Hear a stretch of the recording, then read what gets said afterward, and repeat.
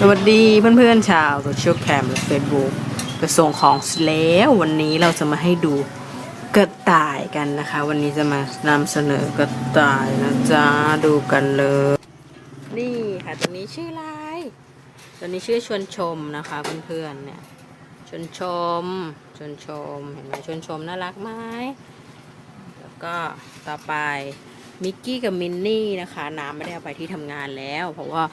มันโตเห็นไหมเนี่ยมันโตแล้วเนี่ยมิกกี้กับมินนี่เนี่ยน่ารักจังเลยคิดถึงจุงเบยนะต่อไปนี่แฮมสเตอร์เห็นไหมเพื่อนๆแฮมสเตอร์มานี่เร็วนี่แฮมสเตอร์สีน้ำตาลเลยนะเหมือนหนูนะกระต่ายทุกตัวน้ำเลี้ยงเชื่องนะคะเพราะว่าเราเลี้ยงแล้วเราก็เล่นกับมันทุกวันนะเดี๋ยวมีอีกแป๊บหนึ่งนี่ตัวนี้มันเป็นลูกของชวนชมนะอันนี้ชื่อนำโชคโตไวมากเลยเห็นไหมนำโชคนี่นำโชคนี่อันนี้น้ำตาลนะคะน้ำตาลกับแพนกวินอยู่ด้วยกันช่วงนี้เป็นหน้าผัดขนมันนะคะขนมันจะร่วงกันเยอะน้ำตาลตัวนี้ดินี่น้ำตาลน่ารักไหมแล้วก็ตัวแรกที่เราเลี้ยงกันเลยก็จะเป็นตัวนี้ออโต้ครับออโต้เห็นไหมออโต้นอนอยู่โต้อายุ5-6จะ6 ปีแล้วนะคะเพื่อนๆโต้แก่แล้วแต่โต้ก็ยังน่ารักอยู่นี่ค่ะดูกรงนี้นะจ๊ะนี่อันนี้หมูตุ๋นเห็นไหมหมูตุ๋นเขาพิการนะคะเพื่อนๆแต่น้ำก็เลี้ยงไว้นี่ดูตัวนี้ดินี่ดวงดีดูหน้ามันใส่หน้ากากปะ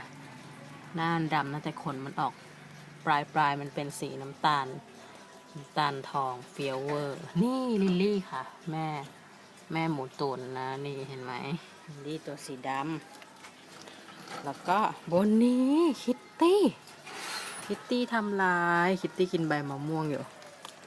เห็นไหมแยบคิตตี้หัวโตที่น้ำได้มาใหม่นะคะเรายังไม่หมดอันนี้ก็เราก็จะมาดูหนูกันนี่หนูแกบรี่ใช่ไหมอันนี้ซีรีโออันนี้ลีโอนี่หนูมันเชื่องมากเลยนะน่ารักไหมลีโอตัวผู้นะตัวเบลเลอร์เลยมันอ้วนเลยเห็นไหมเนี่ยดูดินี่ลีโอเรียกก็มาบ้านน้ำเลี้ยงอะไรเชื่องหมดอ่ะนี่หลับนะคะเกาหัวมันแล้วมันจะหลับนี่ตัวนี้ตัวใหม่ตัวเมียซื้อมาให้ลีโอเลี้ยงมาใกล้โตละนี่แพนด้าโชว์แพนด้าโชว์ตัวนี่เห็นไหมนี่ก็เป็นสัตว์เลี้ยงกระต่ายกับหนูที่น้ำเลี้ยงแล้วก็มีให้ดูทีเดียวเลยเดี๋ยวจะให้ดูปลานะคะปลาที่น้ำเลี้ยงจะมาให้ดูกันปลาครับเห็นไหมมีปลาครับตัวเบลอเลยนะเพื่อนๆดูดิ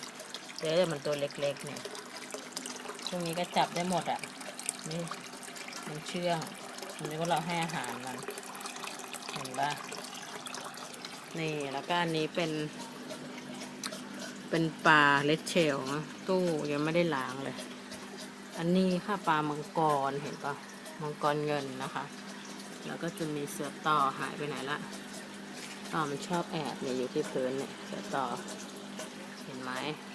แล้วก็ตู้นี้มันจะเป็นปลาแมวน้ำแล้วก็ปลาอะไรที่มันมีแต่ปลาสีดำๆนะน้ำก็ไม่ค่อยรู้จักชื่อมันหรอกแล้วก็นี่เป็นปลาไทยนะคะเป็นพวกปลาตะเพียนปลานกแก้วก็มีนะนี่สุดโหดของเราค่ะพี่เคจระเข้นะจ๊ะเพื่อนๆดูโตไวมากเมื่อเช้ามันกินหนูไป1 ตัวนี่หนูเห็นไหมหนูหาหนูนี่ปลาทองน้ำคีบมันก็ดีขึ้นเรื่อยๆนะคะแต่ตู้ยังไม่นั่นนะเดี๋ยวรอให้มันหายดีก่อนนี่มาดูวุ้นเขาจับให้ดูนี่โช อรี่นี่ดูเชอรี่นี่ดูเชอรี่สิเห็นไหมดูวุ้นมันเชอรี่นี่อีกตัวหนึ่งส้มนี่มันส้มโอ้มันดีดนะตัวมันใหญ่มากเลยเพื่อนๆหัวมันก็ใหญ่เห็นไหมพอแล้วมันไม่ชอบให้จับนี่เรามาดูอาหารเพื่อนๆเกลียดยังไงดูนี่จึกกึ้ยนอนยักษ์จ้าอาหารมังกรชอบกินอะไรที่ดิ้นได้นะคะนี่ก็5 นาทีกว่าแล้วไปดีกว่ามาให้ดูสัตว์เลี้ยงที่น้ำเลี้ยงนะจ้าว่างๆก็จะมาให้ดูใหม่อัปเดตอะไรใหม่ๆโอเคบ๊ายบาย